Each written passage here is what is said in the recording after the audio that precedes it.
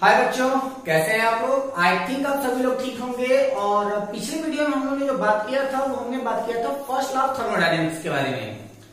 आज हम लोग आपको बताने वाले हैं कि आखिर ये जो आपका फर्स्ट लॉ ऑफ थर्मोडायनेमिक्स है वो आपके फिजिक्स और केमिस्ट्री इन दोनों में अंतर क्यों है और कहां तक ये अंतर लेकर के जाता है।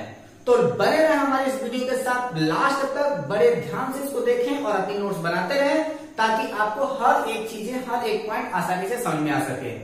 थर्मोडायनेमिक्स बिल्कुल इंटरेस्टिंग चैप्टर है, तो आप बिना किसी भी टेंशन के आप आराम से इसको पढ़ेंगे, सारी चीजें आपको क्लियर होती चली जाएंगी। So let's start. सबसे पहले अगर हम बात करें आपके थर्मोडायनेमिक्स में, तो आज हम बात करते हैं सबसे पहले आपके एक्सटेंसिव एंड इंटेंसिव प्रॉपर्टीज के बारे में। तो क्या है आपका एक्सटेंसिव एंड इंटेंसिव प्रॉपर्टीज। अब एक्सटेंसिव एंड इंटेंसिव प्रॉपर्टीज के बारे में अगर मैं आपको रियलिटी बता दूं, अपने बारे में अगर मैं बता दूं, तो जब मैं इंटरमीडिएट में था, क्लास 11th में था, तो मुझे एकदम समझ नहीं आया था कि ये आपका एक्सटेंसिव और इंटेंसिव प्रॉपर्टीज क्या है। आप लोगों को भी देख करके लग रहा होगा कि आखिर ये एक्सटेंसिव और इंटेंसिव प्रॉपर्टीज क्या है। तो मैंने ज्यादा कुछ किया नहीं था कि एक्सटेंसिव और इंटेंसिव प्रॉपर्टीज को समझने के लिए मैंने सिर्फ एक लॉजिकल ट्रिक अपनाया था ताकि मैं इसको समझ सकूं। फिर बाद में जब मैं आगे देखा तो मुझे ये सारी चीजें समझ में आई कि आखिर ये क्या हो सकता है। सीधी सीधी बात ये जान लीजिए कि जो आपका इंटेंसिव है, ये इंटेंसिव ये कहता है कि उसके सराउंड में, उसके सिस्टम में क्या हो रहा है उसका कोई मतलब नहीं है। जैसे कि अगर आप सपोज कीजिए कि आप हो अपने क्लासरूम में, आपके क्लासरूम में कोई एक लड़का जो बहुत तेज है, एक लड़का जो है वीक है, तो आपको ना तो तेज वाले से मतलब है और ना तो आपको वीक वाले से मतलब है। सिर्फ आपको सिर्फ और सिर्फ अपने आप से मतलब है।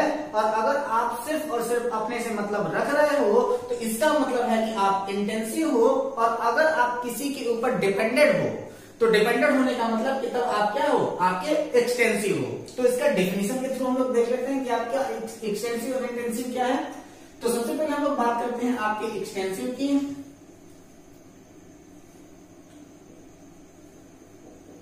क्या करेंगे हम लोग सबसे पहले एक्सटेंसिव। तो एक्सटेंसिव क्या करता है कि properties which are dependent, properties which are dependent on quantity or size, quantity oblique लगा दीजिए, साइज ऑफ मैटर। ठीक है, तो वो प्रॉपर्टीज जो डिपेंड करती हैं किसके ऊपर, क्वांटिटी और साइज ऑफ मैटर्स के ऊपर जो डिपेंड करता है वो आपका एक्सटेंसिव है। यानी कि अगर वो डिपेंडेंट है तो वह आपका एक्सटेंसिव है, अगर वह इंडिपेंडेंट है तो वह आपका इंटेंसिव है। जैसे कि अगर हम लोग एग्जाम्पल के थ्रू अगर लेना चाहें तो एग्जाम्पल में हम लोग क्या ले सकते हैं, तो जैसे कि आपका वॉल्यूम है, ठीक है, वॉल्यूम डिपेंडेंट होता है। यानी कि आपका एक वॉल्यूम जो होता है, अगर आपका 100 ml है, दूसरा वाला आपका जो हो जाएगा आपका 1000 ml है, तो उनके वॉल्यूम में डिफरेंस आ जाएगा। वैसे ही आपका क्या है, मास, मास भी क्या होता है, वह डिपेंडेंट होता है। अलग अलग चीजों का जो मास होता है वो अपना अलग अलग हो सकता है। इसके अलावा और क्या हो सकता है, आपका एंट्रोपी, एंट्रोपी वही आपकी एनर्जी के थ्रू वो वर्क करता है, तो ये हो जाएगा आपका एंट्रोपी। और क्या हो जाएगा आपका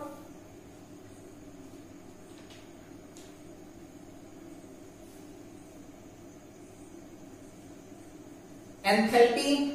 एंथैल्पी के अलावा और क्या हो जाएगा आपका हीट कैपेसिटी, हीट कैपेसिटी। और हीट कैपेसिटी के बाद आपका क्या हो जाएगा, आपका आयोनाइजेशन एनर्जी, ईटीसी। ये सब के सब क्या है, वो आपके सब के सब डिपेंडेंट हैं, आपके मैटर के ऊपर डिपेंड करते हैं, चाहे वो उनकी क्वांटिटी के ऊपर डिपेंड करें या फिर उनकी साइज के ऊपर डिपेंड करें। अगर इसी की जगह पर अगर हम लोग आपका एक्सटेंसिव की जगह पर अगर हम लोग को बात करना हो आपके इंटेंसिव की जगह पर, तो डिफिनीशन आपकी सब के सब सेम रहेगी। बस चेंज क्या होगा कि यहां पर जो आपका डिपेंडेंट है इसकी जगह पर आपका इंडिपेंडेंट हो जाएगा, और इसके अलावा चेंज होगा इनकी एग्जांपल्स में। तो जो आपका इंटेंसिव हो गया, तो मैंने क्या कहा था कि इंटेंसिव जो होता है फ्री होता है, उसको किसी से कोई मतलब नहीं होता। जैसे कि properties which are dependent on quantity size of matter. जैसे कि अगर आप लोग इसका एग्जांपल देखना चाहें तो जैसे कि आपका क्या है, आपका पीएच है, पीएच को किसी से कोई मतलब नहीं, वो अगर चेंज होना होगा तो चेंज हो ही जाएगा। जैसे कि आपका टेम्परेचर, टेम्परेचर अगर जैसे कि ये हमारा पूरा का पूरा रूम है, उस रूम में अगर हम अपने सर के ऊपर से टेम्परेचर लेना चाहें तो भी उतना टेम्परेचर मिलेगा जितना हमारे सराउंड में टेम्परेचर मिलेगा। तो वो किसी के ऊपर डिपेंड नहीं करता कि उसका मीडियम क्या है, टेम्परेचर जितना होना होगा वो उसका टेम्परेचर होगा ही होगा। इसके अलावा आपका कॉन्सेंट्रेशन, क्या आपका कॉन्सेंट्रेशन, और ये कॉन्सेंट्रेशन जितना भी है वो सबके सब के ऊपर डिपेंड करता है। जैसे कि आपका चाहे हम ले लें मोलैलिटी,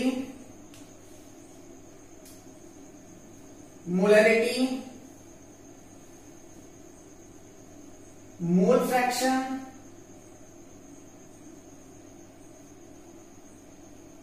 ठीक है। तो ये जो आपका कॉन्सेंट्रेशन है वो आपके मोलैलिटी हो चाहे वो मोल फ्रैक्शन है, वो सब के सब जो होते हैं वो आपके इंडिपेंडेंट होते हैं। इसके अलावा हम लोग और क्या रख सकते हैं, specific heat capacity, specific heat capacity, ये सब के सब क्या होते हैं, वो सब के सब आपके इंडिपेंडेंट हैं। और जब ये आपके इंडिपेंडेंट हैं तो वो करेंगे क्या कि अपने आप को ये शो ऑफ करेंगे कि वह किस तरीके से अपने कंजम्पशन को किस तरीके से वो शो ऑफ कर रहे हैं। इनका मतलब ये होता है कि जैसे अगर हम लोग बात करना चाहें आपके इंटेंसिव की, तो इंटेंसिव अपने आप को इंडिपेंडेंट बताता है, जबकि जब आप बात करते हो आपके एक्सटेंसिव की, तो एक्सटेंसिव ये कहता है कि किसी न किसी चीज के ऊपर डिपेंडेंट होता है, चाहे वह उसकी क्वांटिटी के ऊपर डिपेंडेंट हो, चाहे वो उसके साइज के ऊपर डिपेंडेंट हो। तो अगर वो क्वांटिटी या साइज के ऊपर, मैटर के क्वांटिटी या साइज के ऊपर अगर वो डिपेंडेंट है तो वो आपका एक्सटेंसिव है, और अगर इंडिपेंडेंट है तो वो आपका इंटेंसिव है। बस यही आपकी छोटी सी चीज थी।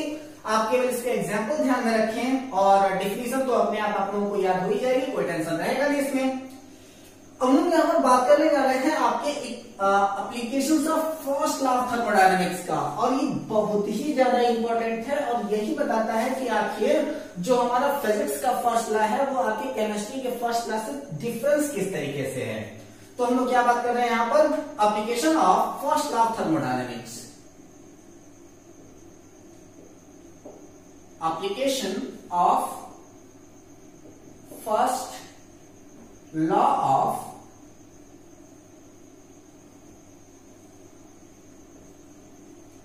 थर्मोडायनेमिक्स। अब जब हम लोग यहां पर application of first law of thermodynamics की बात करते हैं, तो इसको जो लोग आप में से जो मैकेनिकल इंजीनियरिंग की तैयारी करना चाहते हैं वो इस टॉपिक को, इस टर्म को बहुत ही ज्यादा ध्यान से समझिएगा कि आखिर ये कह क्या रहा है। इसके लिए हम लोग कहते क्या है, सबसे पहले आपका हम लोग बात कर लेते हैं इनके वर्ग के बारे में। तो ये हो जाएगा आपका पहला, हम लोग बात कर रहे हैं आपके मैकेनिकल वर्क के बारे में, मैकेनिकल वर्क। और जो आपका मैकेनिकल वर्क है वो है आपका क्या, वर्क ऑफ प्रेशर वॉल्यूम, ठीक है। अभी तक हम लोग क्या देख रहे थे कि आप लोग को हमने एक चीज बता दिया था कि आपका W is equal to F S cos theta. हम लोग डायरेक्शन की ओर नहीं जा रहे हैं कि अब वो आपका कॉस थीटा की भी हम लोग बात नहीं करेंगे, सीधी सीधी बात अभी हम लोग बात कर रहे थे क्या आपका W is equal to F S होता है, ठीक है। अब W is equal to F S होता है, उसके अकॉर्डिंग हम लोग क्या कर रहे हैं कि यहाँ पर एज्यूम कर रहे हैं, हम लोग उसको एज्यूम कर रहे हैं एज अ प्रेशर। जो भी मैं बोल रहा हूं वो अगर आपको समझ में नहीं आ रहा तो जरा सा हम लोग एक एग्जाम्पल के थ्रू अगर इसको समझ ले तो ज्यादा बेटर है। जैसे कि सपोज कीजिए कि हमारे पास में एक पर्क नली है, और यहां पर हमने क्या किया है कि अपने पास में एक पिस्टन लगा दिया है, ठीक है। और इस पिस्टन के पास में ये जैसे कि आप सपोज कर लीजिए कि यहां पर आपका क्या है, आपका एक पिस्टन है,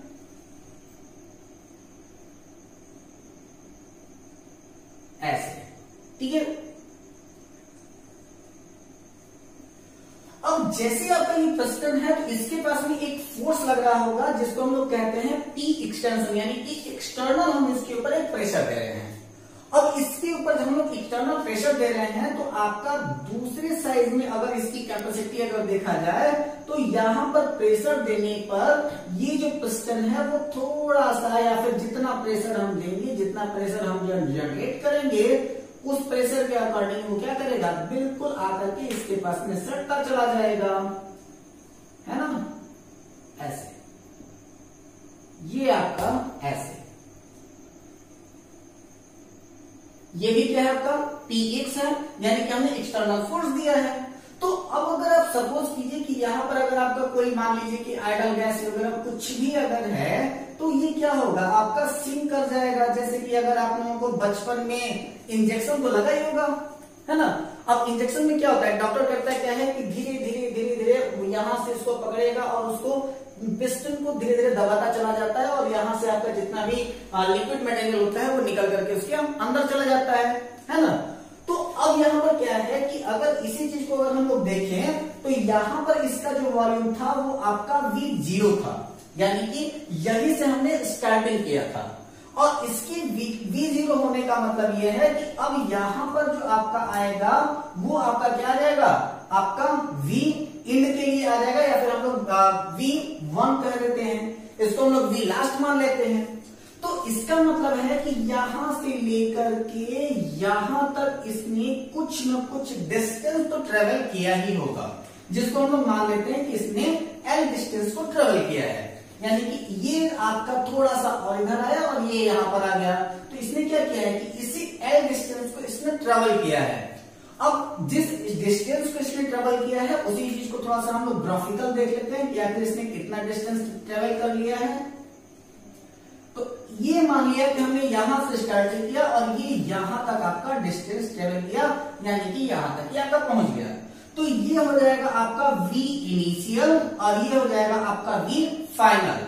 यानी कि अभी तक हमने स्टार्टिंग किया था तो इसको हम लोग V0 की जगह पर अगर VI लिखते हैं और यहाँ पर आपका VF लिख दें, यानी कि यहां हमने जहां से स्टार्टिंग किया था वो उसका V इनिशियल था, यानी कि इनिशियल वॉल्यूम था।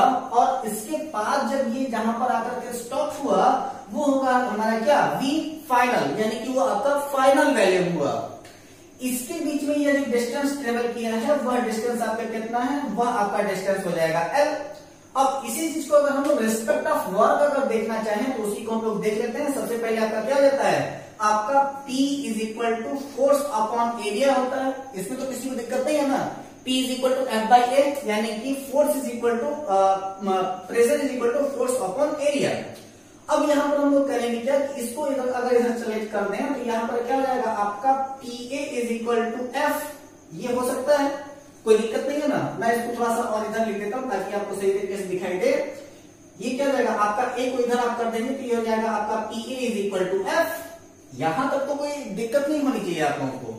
अब जब ये आपका PA इज इक्वल टू अगर आपका F आ जाता है या फिर AP इज इक्वल टू अगर F आ जाता है तो अब यहां पर आपको पता है कि W is equal to FS होता है ना, W is equal to FS। अब यहां पर हम लोग करेंगे क्या कि W की जगह पर हम लोग रख देंगे, यहां पर जो फोर्स की वैल्यू कितनी आई है आपका PA है, तो यहीं पर हम लोग लिख लेते हैं। तो ये क्या हो जाएगा आपका PA मल्टीप्लाइड बाई डिस्टेंस, ये डिस्टेंस कितना ट्रेवल किया, यानी कि ये जो आपका S है, मैंने क्या कहा था कि W is equal to FS, S का मतलब है डिस्प्लेसमेंट, और यहां पर इसका डिस्प्लेसमेंट कितना आ रहा है आपका L डिस्प्लेसमेंट आ रहा है, तो ये क्या हो जाएगा आपका PAL।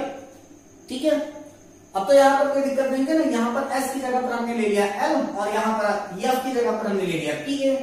अब ये क्या है आपका एरिया इनटू लेंथ, ये जो आपका एरिया कवर किया है लेंथ के थ्रू, तो इसी को हम लोग क्या मान लेते हैं कि यही आपका वॉल्यूम है। यानी कि हम लोग एल को अगर हम लोग भी मान लें तो आपका क्या आ जाएगा, तो आपका आ जाएगा W is equal to PV। ठीक है, इतना तो क्लियर होगा ना कि एल इज इक्वल टू आपका V, क्योंकि यह एरिया जो ट्रेवल किया है L में वो ही उसकी वॉल्यूम है, यानी कि इतना वॉल्यूम उसने कवर किया है बाय एक्सटर्नल फोर्स। जब इसको एक्सटर्नल फोर्स दिया गया तो इतना एरिया उसने कवर किया है, तो हमने क्या मान लिया कि L is equal to V।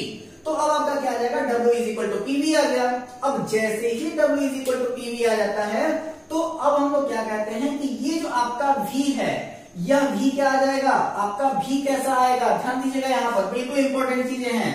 ये आपका जो v आएगा, इसको अगर हम कहें कि एक्चुअली ये v कितना आया, तो हम लोग क्या मानते हैं कि vf माइनस vi, यानी कि जो आपका फाइनल है उसमें से आप इनिशियल को सब्ट्रैक्ट करेंगे तो वो आपका डेल v आ जाएगा। कब, जब इसके ऊपर एक्सटर्नल फोर्स लगाया जाएगा तब क्या हो जाएगा आपका W is equal to P external, और इसके साथ में आ जाएगा आपका डेल v। ठीक है, P एक्सटर्नल डेल v। अभी तक यहां तक की तो जितनी बातें हुई वो तो समझ में आ रही हैं कि हमने कहां से क्या क्या चीजें लिया है।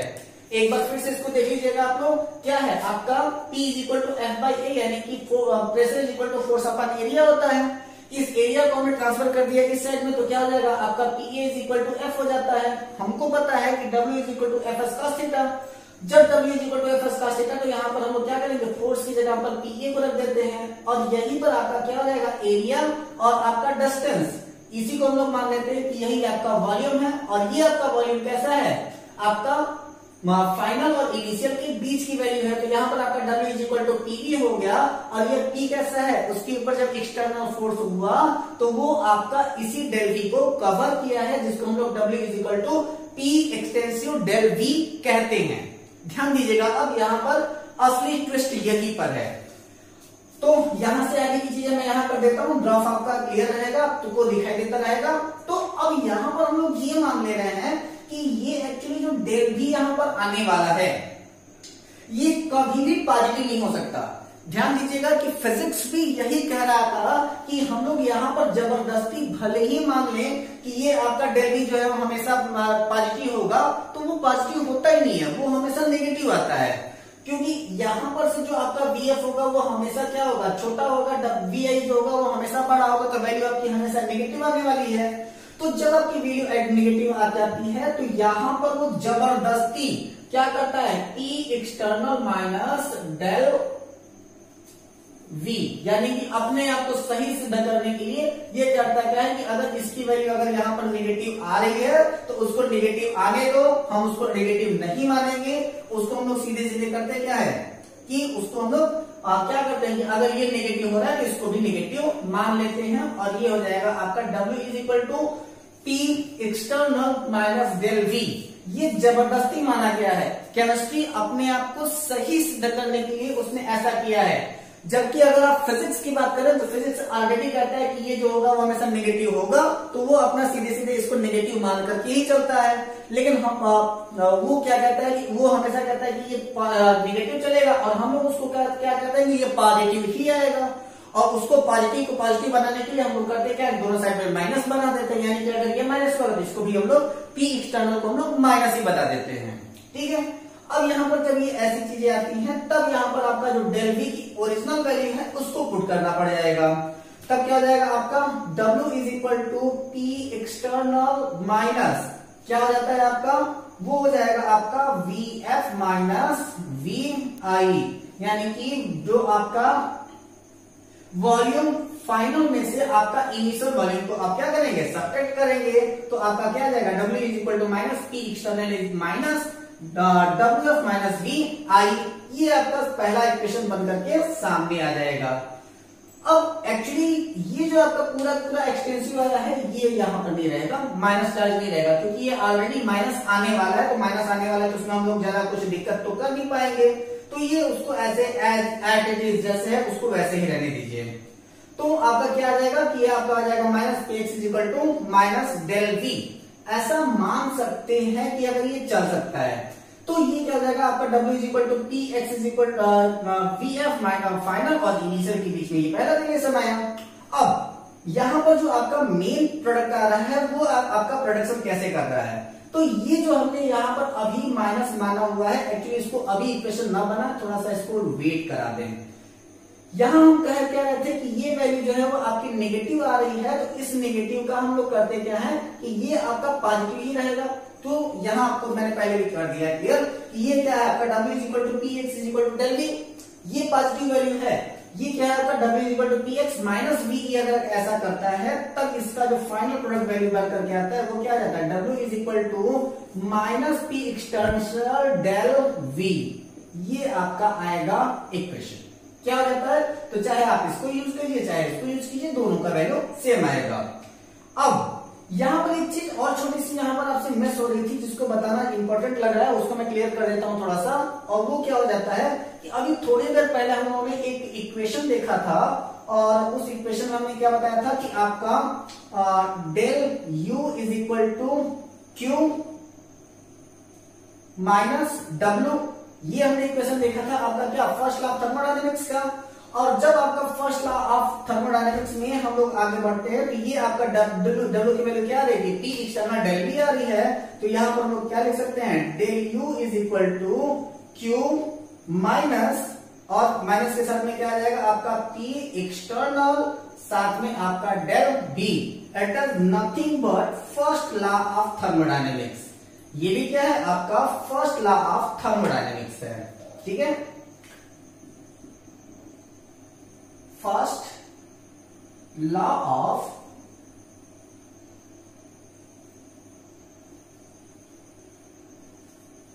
थर्मोडायनेमिक्स, ठीक। अब थोड़ा सा आगे बढ़ते हैं हम लोग, और अगर सपोज करते हैं कि जैसे कि अगर अभी हम लोग कह दिया जाए कि जो आपका वॉल्यूम बढ़ाया गया है वो वॉल्यूम अचानक ना बढ़ा करके अगर थोड़ा थोड़ा करके अगर हम लोग एक्सटर्नल प्रेशर को बढ़ाते जाते तो थोड़ा थोड़ा ही वॉल्यूम अगर कम होता ना, तो ऐसी कंडीशन में अगर हमको दे दिया जाए तो हम लोग क्या करेंगे, तो ज्यादा कुछ करना नहीं है, साथ में इतना इक्वेशन को ध्यान रखिएगा। और इसके बाद ये आ जाता है आपका और W इज इक्वल टू, अगर थोड़ा थोड़ा एनर्जी भी जनरेट करा जा रहा है, थोड़ा थोड़ा प्रेशर दिया जा रहा है, तो ये क्या हो जाएगा minus summation of P external del V, ठीक है। ये क्या आ जाता है आपका P summation of minus summation of P external del V। अब यहां पर क्या है, is equal to sum of all system, जितना भी आपका सिस्टम आया है उसी का सम जो है वो आपका ये समेशन रिप्रेजेंट करता है, ठीक।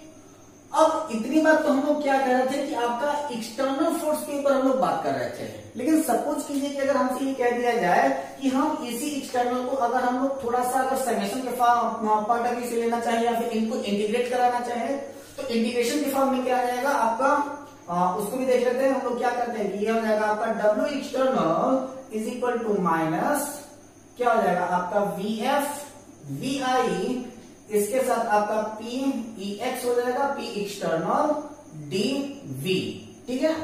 इसके बाद क्या आ जाता है आपका अगला पॉइंट में आ जाएगा क्या, V W external is equal to pressure initial, इसको हम लोग डायरेक्शन को चेंज करते हैं तो ये क्या हो जाता है इनिशियल प्रेशर की बात करता है, और ये हो जाएगा आपका प्लस माइनस डीवी, ठीक है। और जब ये आपका प्लस माइनस डीवी के रूप में कन्वर्ट हो जाता है तब इसको अगर हम लोग और चाहें तो इसको एक नए स्टेप में अगर इसको हम लोग चाहे तो कन्वर्ट कर सकते हैं। ये हो जाएगा आपका W is equal to nothing but summation of VF upon VI pressure initial plus minus DP, ठीक है। ये आपका फर्स्ट ब्रैकेट में हो जाएगा और इसके बाद फिर मल्टीप्लाइड बाय आपका डीवी। इसके बाद आपका क्या आ जाएगा, ये हो जाएगा आपका W, कम से कम इस वीडियो को आप लोग 2 बार देखेंगे तभी आपको क्लियर हो पाएगा। और जो बायो वाले हैं इसका इंपॉर्टेंस सिर्फ फार्मूला याद कर लेंगे, ज्यादा से ज्यादा आप लोगों को ये करना नहीं पड़ेगा कि आपको कितना ज्यादा आप लर्न करना चाहें तो इसको आपको लर्न नहीं करना है, ये सिर्फ और सिर्फ डेरिवेशन, उस डेरिवेशन को आप लोग तैयार कर लेंगे तो ये आपका क्लियर हो जाएगा। ये हो जाएगा minus V F V I और ये हो जाएगा आपका P initial plus minus DP into DV. अब आपका क्या आ जाता है, तो ये आ जाएगा आपका W is equal to minus summation V F upon V I integration के साथ में, तो ये हो जाएगा पी इनिशियल और इसके साथ में मल्टीप्लाइड बाय डीवी, ठीक है। तो ये हो जाएगा आपका फर्स्ट इक्वेशन, यहां से बना। ये होगा क्या आपका, मैं बता देता हूं कि ये आपका बना क्या है। तो ये है आपका work for reverse work done, work for reverse work done. ठीक है, ये आपका वर्क है जब आपका वर्क को रिवर्सली डन कराना होता है तब। अब इसी की इक्वेशन को हम लोग थोड़ा सा और लेकर के आगे बढ़ते हैं तो आपका क्या बन जाता है, एक आपको आइडल गैस सॉल्यूशन के बारे में आपको पता होगा, आपने आइडल गैस पढ़ी होगी। उसका फार्मूला होता है आपका PV is equal to NRT. अब उसी एनआरटी के अकॉर्डिंग अगर हम लोग चले तो इसके अकॉर्डिंग हम लोग क्या बना सकते हैं, तो यहां पर आपका क्या है V यानी कि वॉल्यूम को अगर हम चाहें तो चेंज कर सकते हैं कि PV is equal to NRT by V। ठीक है, ये इक्वेशन आप लोग ध्यान रखिएगा, इसी के ऊपर सारी चीजें होने वाली हैं। तब आपका क्या हो जाएगा W इज इक्वल टू, यानी कि W ले रहे हैं तो इसको हम लोग क्या करते हैं रिवर्स के लिए ले लेते हैं, W रिवर्स, रिवर्स के बारे में हम लोग बात कर रहे हैं तो W reverse is equal to क्या हो जाएगा integration summation of VF VI, और आपका क्या आ रहा है अंदर, इसके पहले क्या था P इनिशियल था ना, तो इस P इनिशियल को हम लोग यहाँ पर P की जगह पर आपका क्या रख देते हैं, आपका NRT रख देते हैं। ठीक है, और इसके बाद फिर NRT के बाद फिर आपका क्या हो जाएगा dV अपॉन V हो जाएगा। चलो हाँ, पहले आपका V ऑलरेडी दिया हुआ था और यहाँ पर आपका dV ऑलरेडी दे रहा है, तो ये हो जाएगा क्या आपका NRT अपॉन dV। ये तीन के तीनों आपको पता है कि ये आपके कांस्टेंट वैल्यूज हैं, तो कांस्टेंट वैल्यूज हैं तो इनको निकाल करके बाहर कर लीजिए। तो क्या हो जाएगा आपका W reverse is equal to minus charge already बाहर लग जाएगा, ये हो जाएगा आपका NRT summation of VF upon VI या integration of VF upon VI, और इसके साथ में क्या हो जाएगा आपका dV अपॉन V। अगले और की हम लोग चलते हैं, अब क्या हो जाएगा इसके साथ, काफी लंबा डेरिवेशन हो गया ना आप लोगों के लिए, कम से कम इन सारे डेरिवेशन को 2 बार आप बनाएंगे और अपने पास में लिखेंगे तो आपके लिए ज्यादा बेटर लगेगा। ये अब यहाँ पर क्या है कि ये जो आपका इंटीग्रेशन कर रहे हैं हम लोग dV अपॉन V के लिए, तो इसको हम लोग सीधे सीधे क्या करते हैं कि आपके लॉग के फॉर्म में चेंज कर देते हैं, तो ये हो जाएगा आपका D reverse is equal to minus NRT ln, ये हो जाएगा आपका dV अपॉन V। ठीक, और जब आपका लॉग होता है तो इसको अगर हम लोग 10 के पावर में करना चाहें तो इसमें अगर आप 2.303 से अगर मल्टीप्लाई कर दें तो वो log 10 के वैल्यू के रूप में कन्वर्ट हो जाता है। तो ये क्या हो जाएगा आपका W reverse is equal to, अब वो भी कांस्टेंट वैल्यू है तो उसको निकाल के बाहर कर लीजिए, ये आ जाएगा आपका minus 2.303 NRT log 10 VF upon VI। ठीक है, ये आपका फाइनल स्टेज आ चुकी है जो कि है आपका वर्क रिवर्स डन। आपने दोनों चीजों को देखा, यानी कि इसके पहले हम लोग देख रहे थे क्या कि जब हम लोग वर्क को अगर हम लोग एक्सटर्नल फोर्स की ओर अगर हम लोग बना रहे थे तो आपका वर्क एक्सटर्नल कैसे आ रहा था, और जब उसको हम लोग रिवर्स कर दिए तो वर्क आपका रिवर्स कैसे आ रहा है। इन दोनों चीजों को आपने ध्यान से देख लिया है। इस पूरे के पूरे डेरिवेशन को आप कम से कम ट्वाइस यानी कि 2 बार करने की कोशिश करें तो आपके लिए ज्यादा बेटर रहेगा। तो फिर तब तक इस पूरे के पूरे डेरिवेशन को आप लोग कम से कम 2 बार करें। फिर हम लोग मिलते हैं अगले वीडियो में, तब तक घर पे रहें, हंसते रहें, मुस्कुराते रहें, अपना और अपनों का ख्याल रखें। Take care, all the best, जय हिंद।